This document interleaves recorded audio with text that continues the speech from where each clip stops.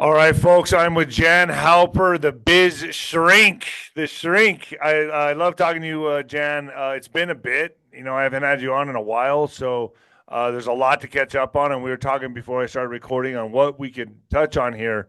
And there's been so much that's transpired. You got the Portland protest, National Guard going into Chicago, Portland, different cities. Questionable if Trump's going to sign the Insurrection Act. We have James Comey being indicted, 𝗬𝗃cie 𝗂𝗁𝗃, all the stuff that we've been talking about for so many years on my channel, and you've been one of the people contributing to that. Is happening. And folks, welcome Jan Halper. Give her a warm welcome. A big thumbs up, please. She's part of the DOD task force, and there's some things she's doing behind the scenes that I can't talk about right now. Only if she wants to, but I can't talk about it. But Jan, thank you for joining me. Well, it's great to be back with you, Nino. Um, and this is a good entree for me to kind of get back into the world. I took 2 weeks off. I was in Turkey, and I happened to have caught on X an interview that 𝗬𝗃𝗶𝗹 had done on August 20th, 2020 about the PEDS and how Gary Hart was first to be interviewed. And he said, I've never heard of this. And I'm at the Brennan Center and blah, blah, blah. And one of the reasons that I went to Turkey is they have a great medical spa. So I was talking to the doctor there because we talk about Trump and people love Trump in Turkey. And I mentioned something about the PEDS. He goes, oh, is that kind of like the red folder thing? We've got that here in Turkey as well. And I thought, how could Gary Hart, who is saying on this interview with 𝗬𝗃𝗶𝗹, I've been on, I've had security clearance for a better 50 years and I've never heard of them. How many of our elected politicians are so clueless? How many of them don't even realize that we were a corporation and that we have been under a national emergency, that we don't need an immediate insurrection act right now? It's just, I think that each day I am more horrified and without words about how ignorant our politicians actually are. Oh yeah, I agree with you 100%. But first, folks, let me get into this really fast. Talk about a medical spa. Listen to this. Headlines everywhere talk about Ozempic and similar miracle weight loss shots. But what most people don't realize is this major analysis just found that people who stop taking these injections gain nearly all their weight back, folks, within a year. That's the catch. These drugs only work while you're taking them. They're expensive, and the moment you stop, your body fights back. This is why I use this new product, and I'm obsessed with the results. It makes my body look great. GLP-1 Elevate helps my body naturally trigger the same hunger-controlling, craving-reducing signals that Ozempic would without needles, prescriptions, or side effects. It works the same, folks. I use it every day. It promotes safety and fullness, helps reduce hunger hormones, supports fat loss instead of muscle loss, and even helps maintain healthy blood sugar levels so that I finally get the results I want. Grab a bag of BioTrust GLP-1 for 40% off today, folks. GLP-1, 40% off, and start experiencing real results. I use everything I push here. I don't peddle anything I don't use. This stuff is amazing. I take it every day with all my other stuff. All right, Jan, so Pam Bondi, let's just go here first. I had 𝗀𝗏𝗃𝗂𝗁𝗃 on talking about Pam Bondi. He was even raising questions about her. It seems that these indictments are trickling. We have James Comey, who says he's not guilty. We have 𝗬𝗃cie 𝗂𝗁𝗃. They're going to be kicking and screaming all the way to justice. And let's just ask the question. You're in the DOD task force. Can we trust Pam Bondi? You know, I don't know the actual answer to that. What I do know is that Trump gives everyone a chance to either prove themselves or to fall flat on their face. Now, Trump did quite a few weeks ago really express his frustration with Pam Bondi that she wasn't getting things done.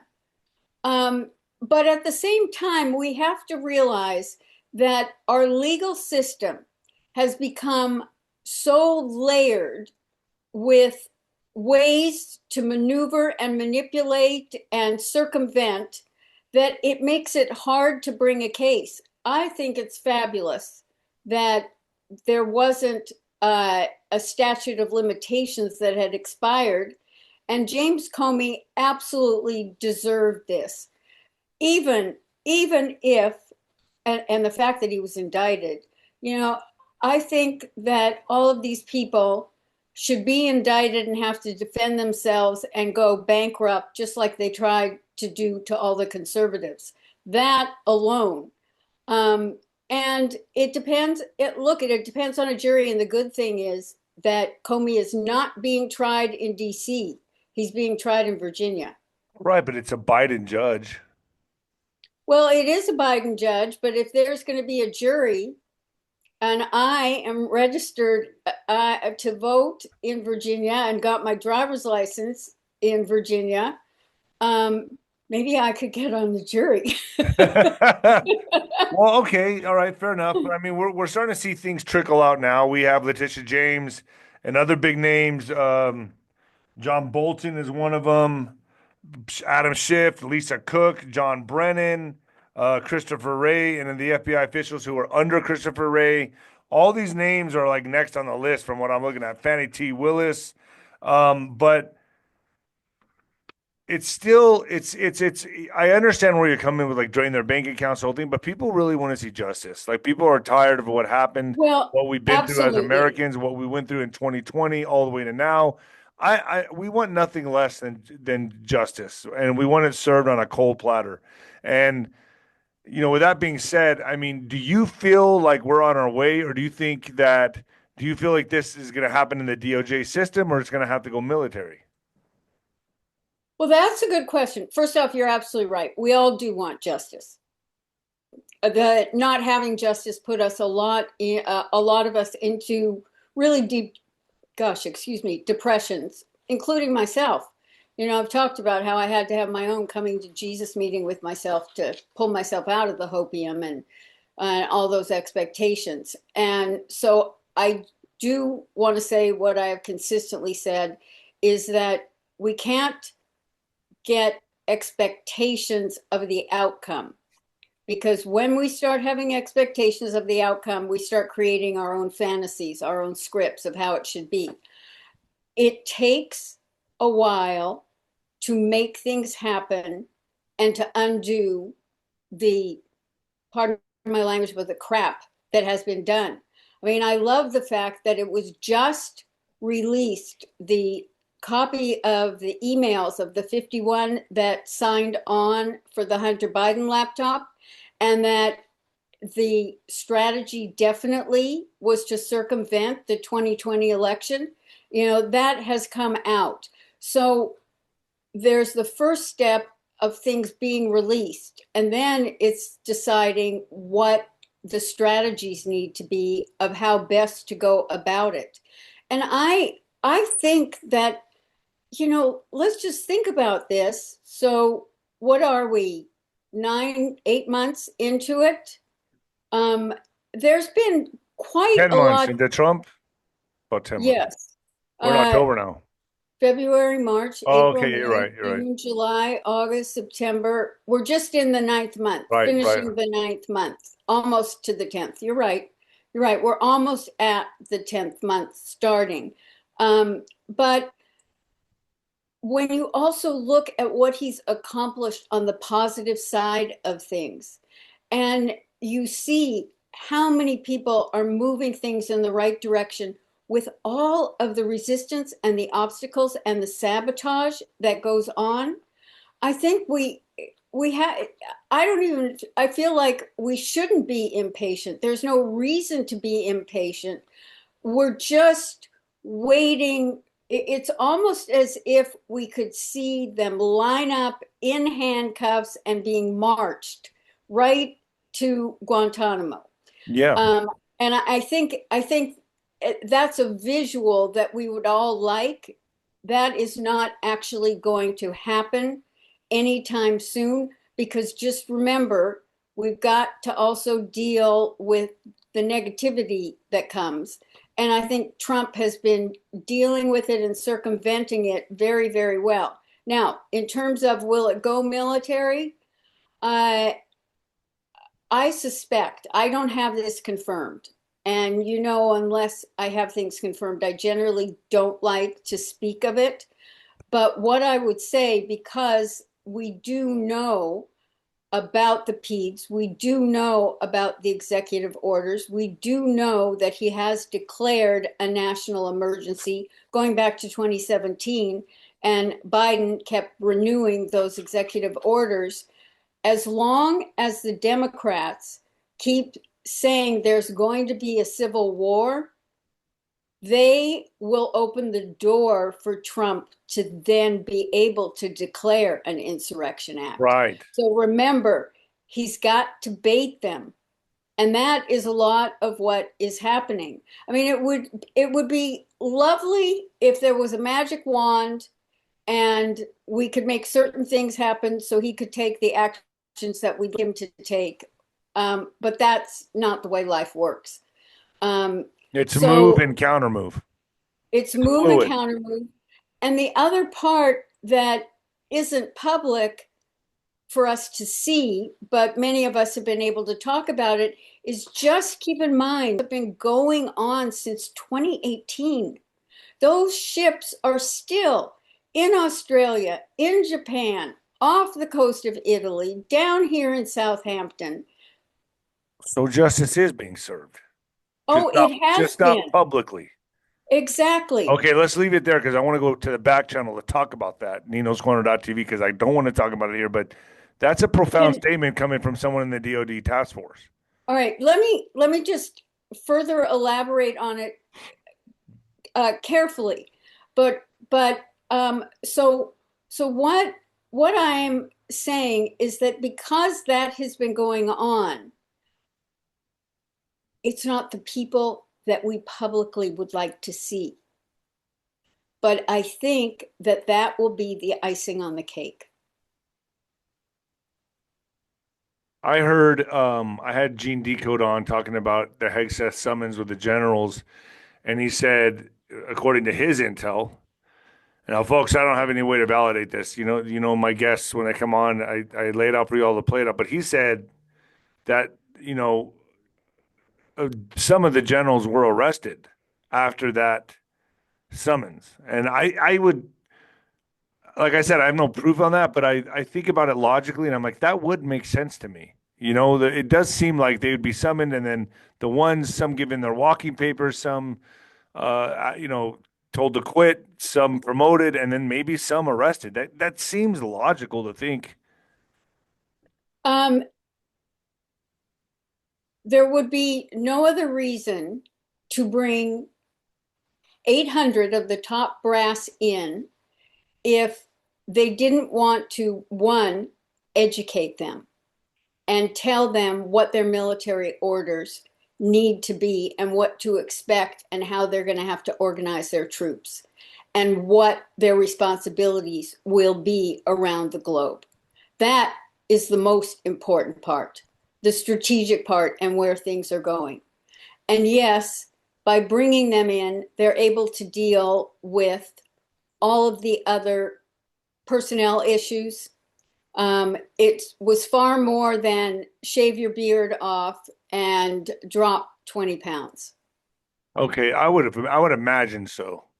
Because yeah, and see, it's not so important as to whether some got fired or some were asked to resign or what.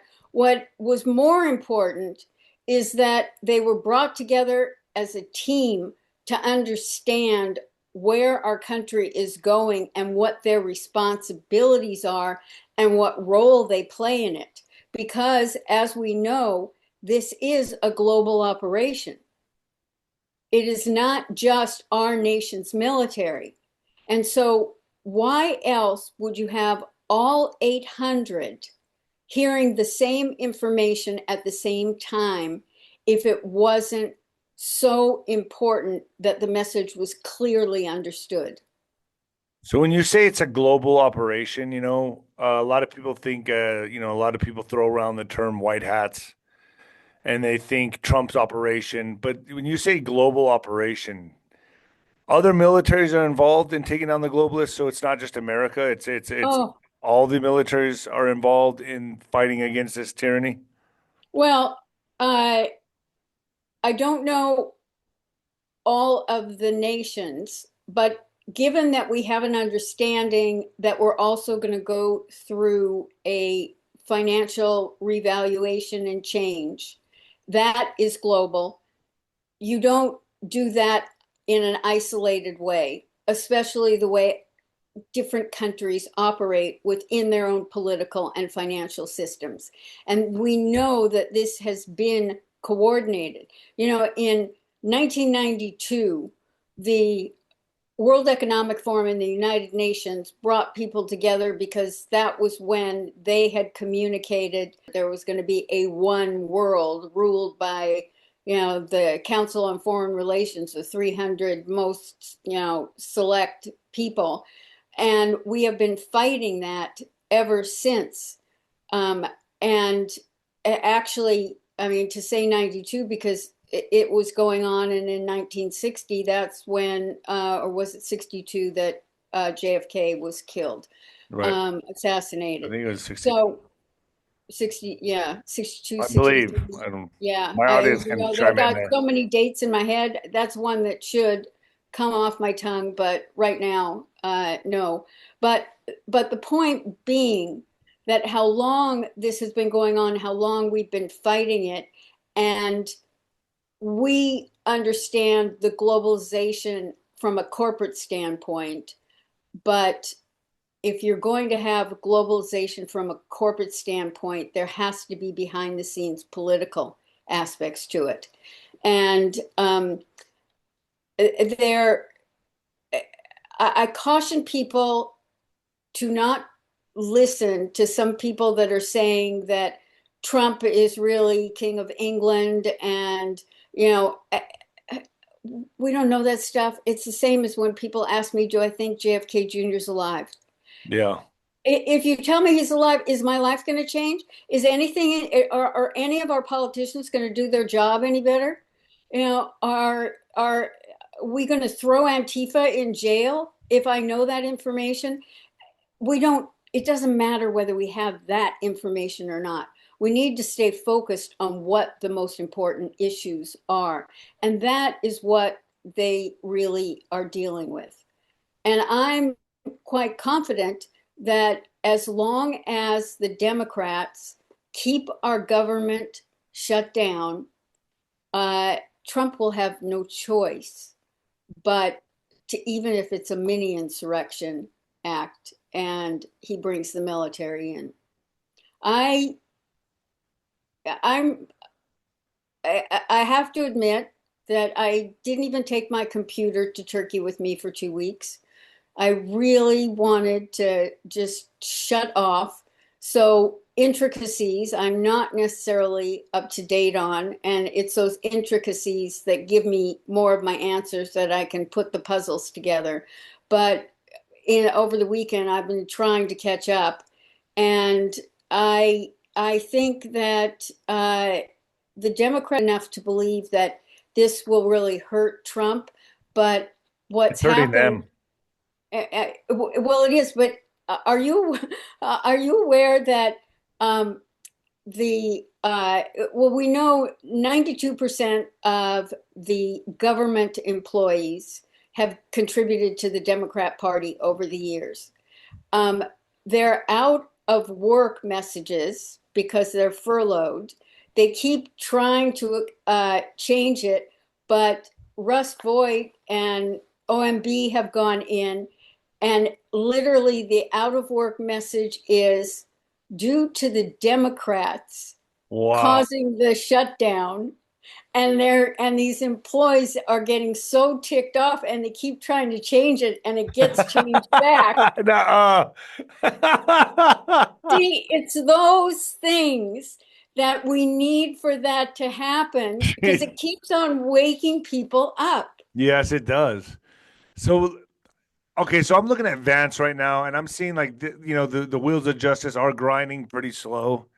Um, do you believe Vance is going to be the successor, and do you think he's going to keep fulfilling the Trump operation, the agenda?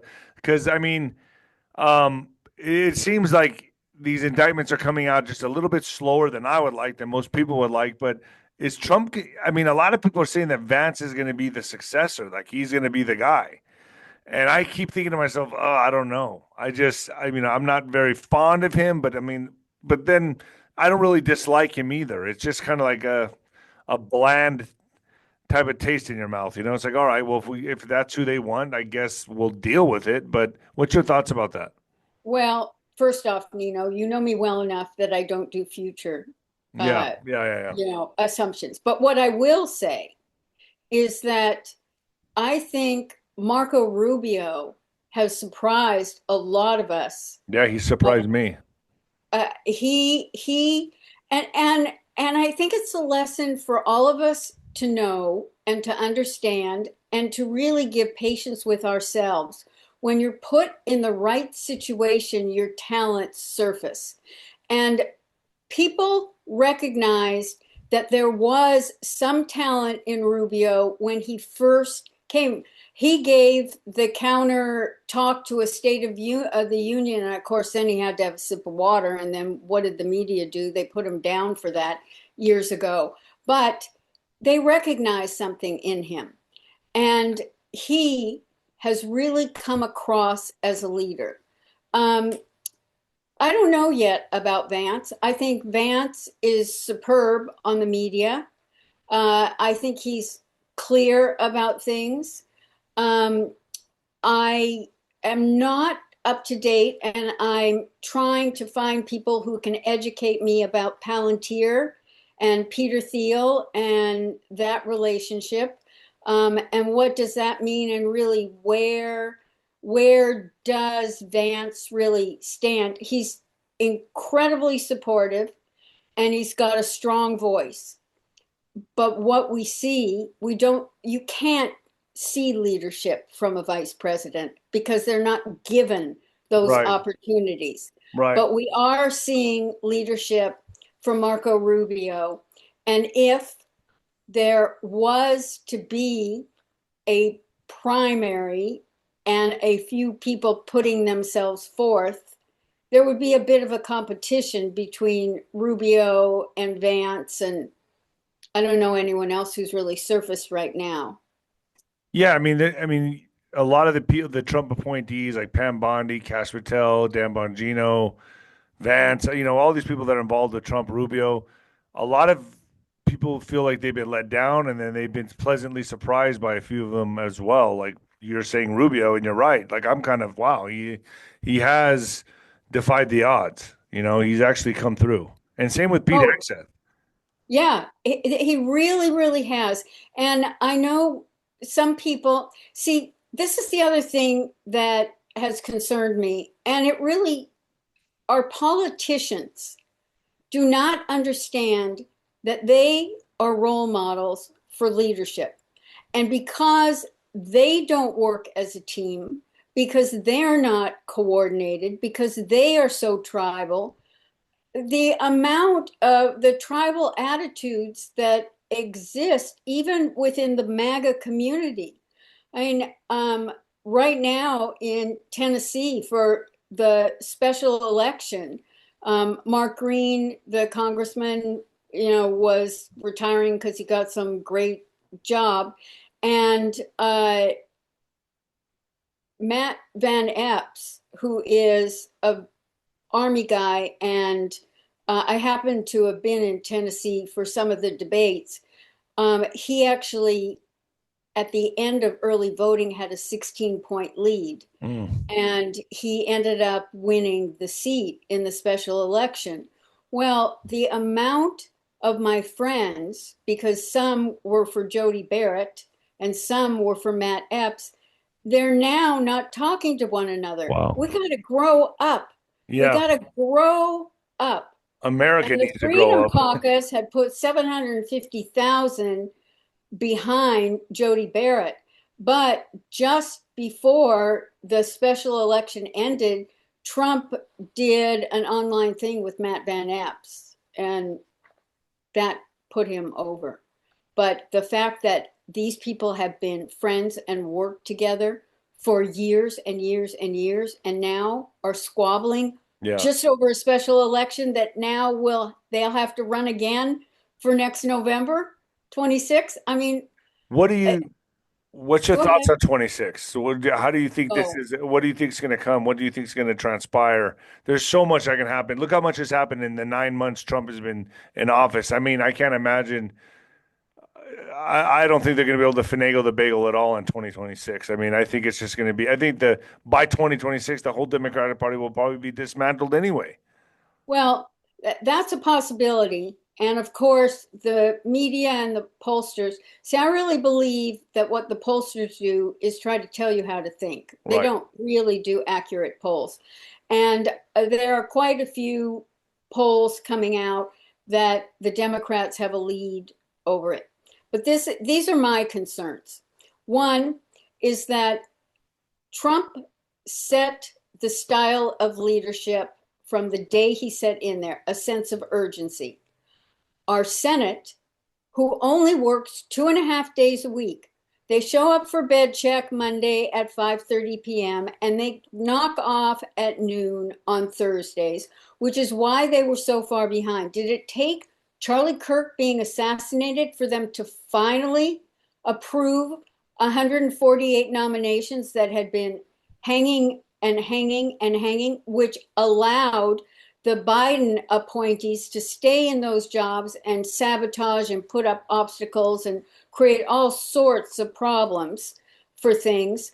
And they don't do their job. Congress has moved so slowly. They worked 113 days last year. When I just lost my light. It's Let's okay. see if I can get it No, you look back. great. You look great. Okay, There it is. all Okay. right. And um, the Senate has a 6,000 to-do list of regulations and laws to pass, but there's no sense of urgency. Starting in early April of this year, and this is what has been keeping me concerned, is that people were already talking about the midterms.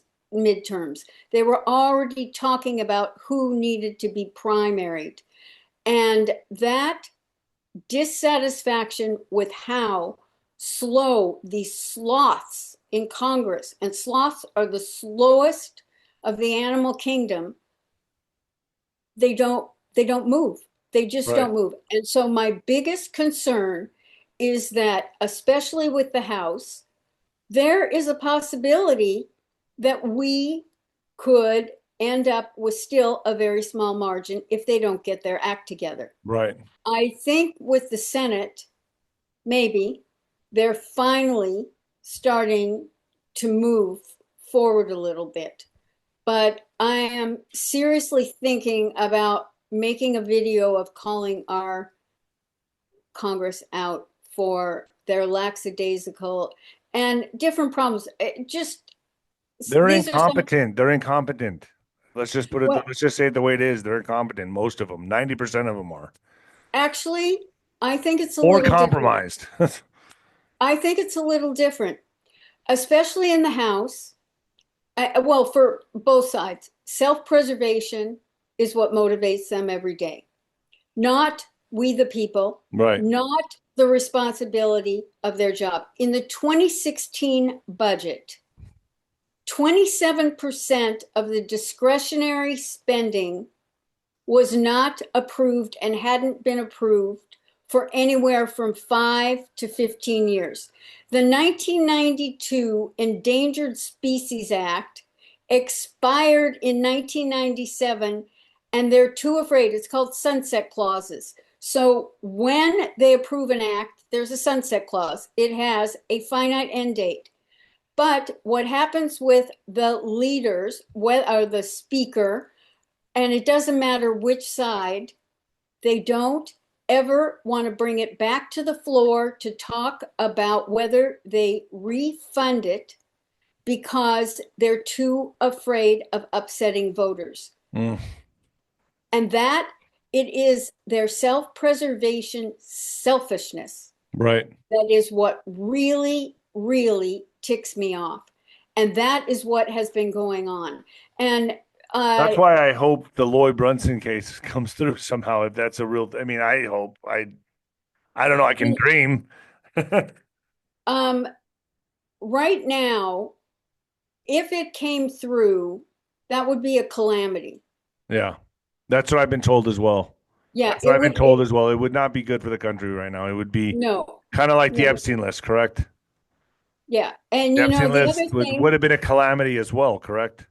yes.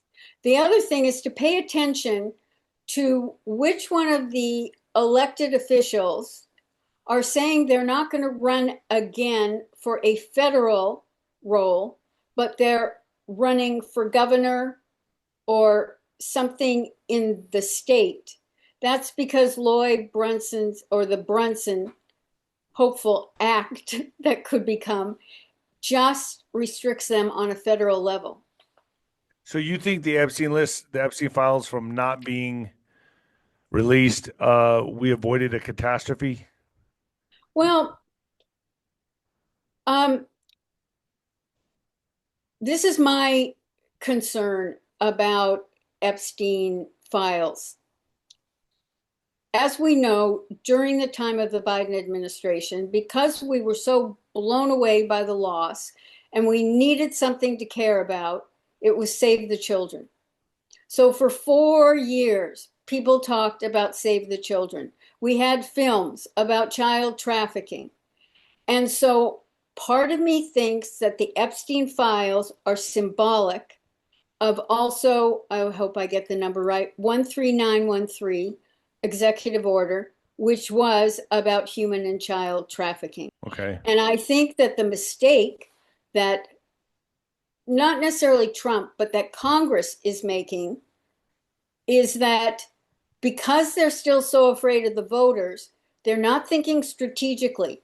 What they should do is they need to get 𝗏𝗏𝗏 and Dan Bongino in for hearings to talk about the arrests of the pedophiles, to Okay. talk about the children that they've recovered, because we just want to know that there are things being done.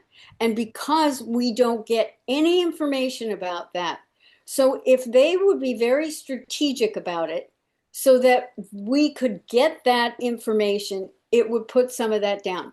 Two, I do not believe that Jeffrey Epstein was a blackmailer. I believe that he was a pawn of the intelligence services because even Alex Azar, when he was the U.S. attorney in Florida and prosecuted Epstein in 2008, when he was being vetted for his job in the 2016 Trump administration, he said that the intelligence community had said Epstein is one of ours. Yeah. That Yeah. didn't mean that he was a spy. We know Robert Maxwell was a double agent. I happen to believe more that Ghislaine Maxwell was Epstein's handler and not his Mm. girlfriend because, Wow. well, That's her dad, um, and and that yes, she was there. Yes, she procured. Yes, she got people there. But he was not the original blackmailer. He was the pawn for the intelligence and the financial community. Let's just go back. He was teaching at the Dalton School in New York. For people that are unfamiliar with the Dalton School, it is the prestigious school in New York, is mostly liberal, for everyone in power of the financial world, the media world, the educational world, the medical world, the political world. And who was the head of the Dalton School when they hired Jeffrey Epstein to teach there when he had no degrees? Bill Barr's father, who Jeez. had been part of the original CIA. Wow. Okay, so let's just start there. If you Good place to start. if you understand that as the base of it, and then where did Epstein go from there? Bear Stearns, big Jewish community. Now, why would this very waspy, exclusionary, privileged community take in an uneducated, I don't care how smart he was, an uneducated, an undegreed Jewish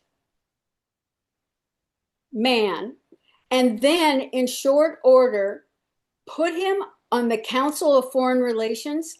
There is not another human being without serious credentials that go back over generations, or they've gone to, and Epstein had none of those, but he was trained in how to hide money, how to launder money, how to do deals. Anand Khashoggi was part of the Contra affair, and Jeffrey Epstein helped the funding of that during the Ollie North. Wow. So he was his brain, his financial brain. And so now, if people are giving him their life savings, and we know wealthy people are afraid of losing a penny, they're so nervous about it. If they are entrusting Jeffrey Epstein, he's not going to blackmail them. Right. It is the people he's working for that will be doing the blackmailing. And he was used as a pawn.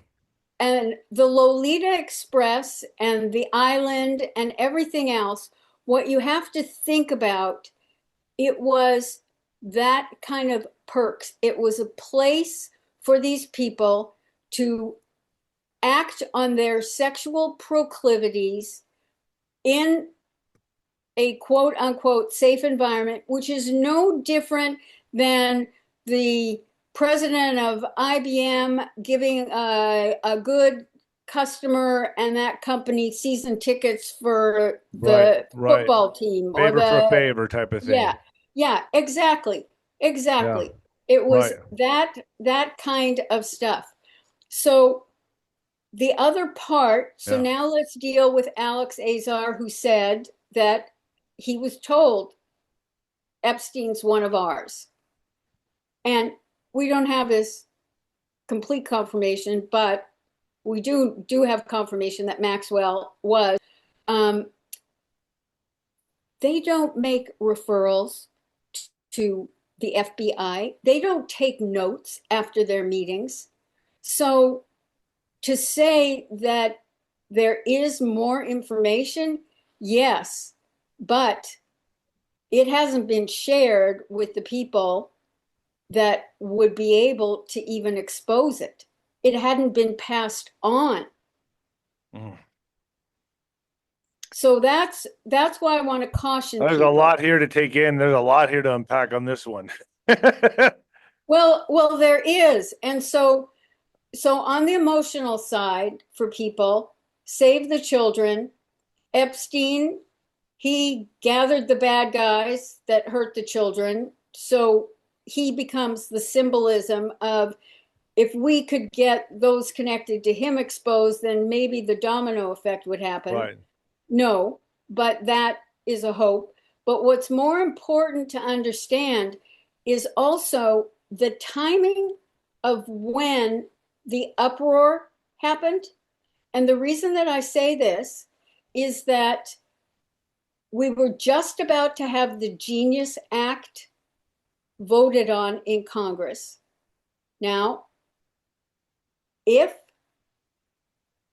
Epstein has been the pawn of the cabal, the financial community in Britain, which has controlled the finances of the world,